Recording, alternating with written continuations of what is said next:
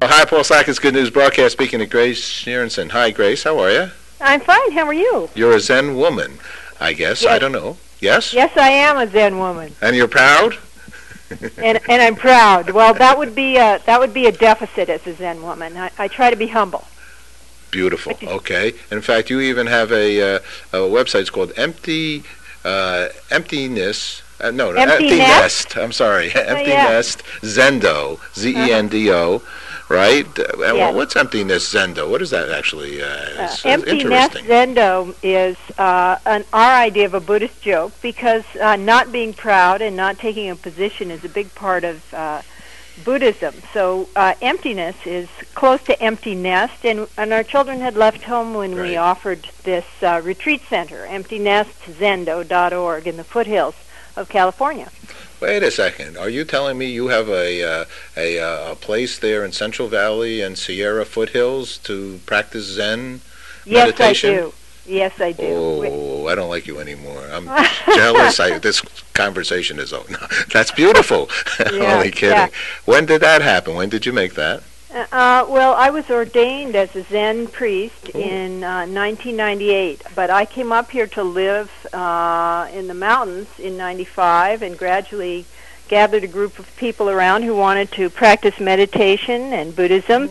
And so the place really expanded from a barn to, more of a retreat center. So it's been here for about 12, 15 years. Yay! And I think before we started taping, I mentioned that I had worked on a show called Nature, and it's on PBS, and proud to say it's been on for 26 years. But the second year, we shot the opening of that at Yosemite, which is just darn old magnificent. I never saw more shooting stars in my whole life. It's fantastic, and I'm looking out my window now at the snow-covered mountains in Yosemite. So. Oh, you lucky ducky. Yeah, I just think about it every day, the magnificence of it. And that's kind of what I wrote about, is how we can experience that magnificence every day, whether we get to look at Yosemite or not. But that's what the book is about. Okay, or whether we get to look at 33rd Street in Manhattan. Can we still see see wonderfly? Yeah, we can, but it's a little harder, isn't it? I don't know. I'm in a zone of low keyness, and I think it's actually a beautiful place because there's so many beautiful looking people and kind people. Yes, that's right. I have my son back there, and I'm going to have another granddaughter back there. Yay! Yay! So I do come back there, but what I find is, what happens is you may be able to keep yourself low key, but the first time somebody pushes you out of the way and your reactivity comes up, then what? And that's where, practicing over and over again, bringing your mind back to equanimity is so useful. And that's what I write about, what were the specific ways that women learned how to do this, because they didn't get to go to the mountain retreat that I've been so lucky to have. Most of them lived their lives of practice with families and had to work to earn money. So they have more things to teach us about practicing the way we practice in the world. Let me ask you a couple of thoughts in this regard, okay? Because one, I'm actually an interfaith minister, and two, I'm just got certified as a yoga instructor, and I've been doing it a long time. And my question, though, is to you. So when I'm crazy about Buddhism, all right, and a Zen way of life. I have the little Zen book over here, and now I have the Zen woman in front of me. But do you think that something with the Zen thing or the Buddhist mindset is a little bit, because there's so many, let's use the Dalai Lama, and there's so many, seems to be men that are, when you just think of Buddhism, you think of a monastery with men. That's right. Is there in a monastery with women Zenists? Well, there is, and that's why I wrote the book, because it seems like men, a little bit like sperm, travel around bringing ideas.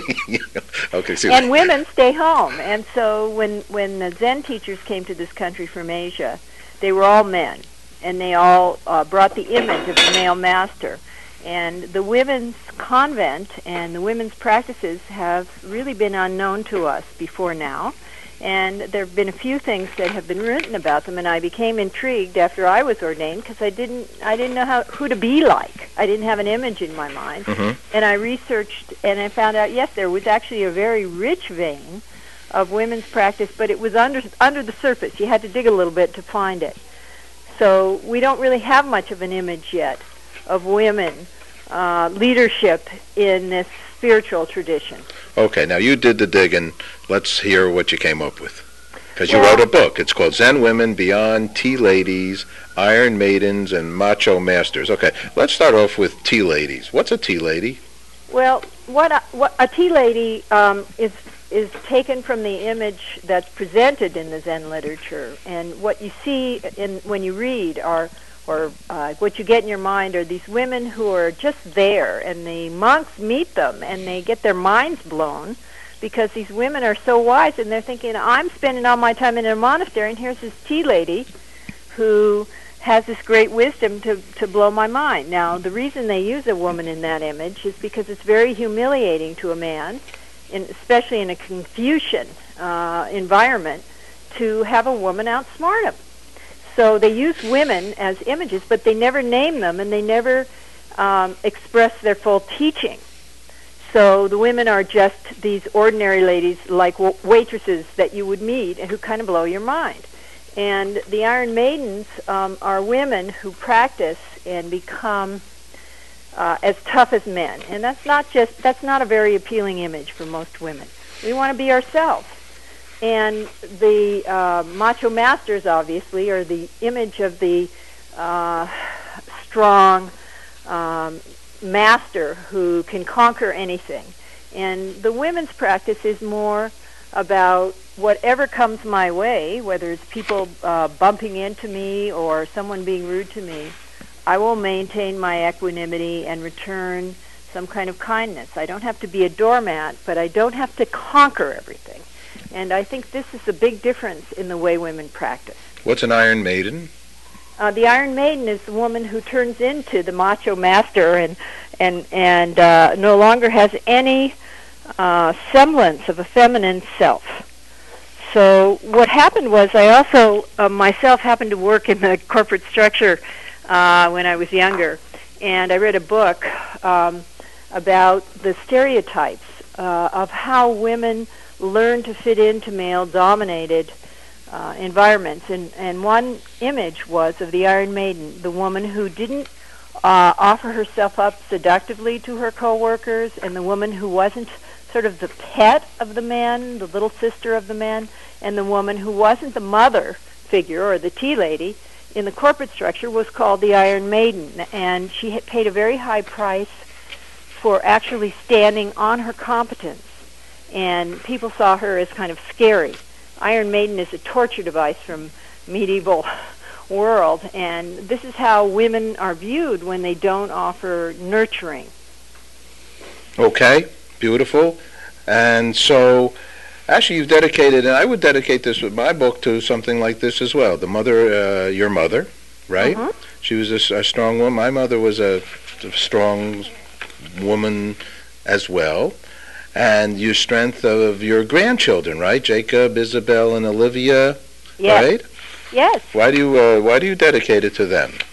Well, you know, I as a Buddhist, we often believe or have the experience that we chose our own parents. And my mother was a very, very tough mother. Okay. And she grew up in Brooklyn, actually. Oh, yeah. And, okay. No, that's all right. Good. I'm in Brooklyn right now. Okay. Yeah, I thought so. And so for many of my years growing up, I couldn't appreciate my mother. But when I came to be a mother and a grandmother, I appreciated that no matter what, she taught me to be strong. I got her strengths, and that was why I chose her, no matter how difficult she was, no matter how uncouth she might seem. She was strong, and it's that strength that all of us need to really blossom fully as ourselves. And so I wish that it is passed on to my grandchildren, and I believe some of it will be. And my mother was entirely the opposite of what Really? You just described. She was a meek and mild, the most intelligent woman, skipped three grades, librarian Temple Emmanuel in the city, grew up in Tarrytown, smaller, low-keyer area up in Westchester, and she had massive strength through silence. She was a Buddhist almost, I would say. Yeah. Quite Jewish, but quite Yeah. Buddhist mindset. What is it about this compassion and acceptance? What's your thinking in that regard?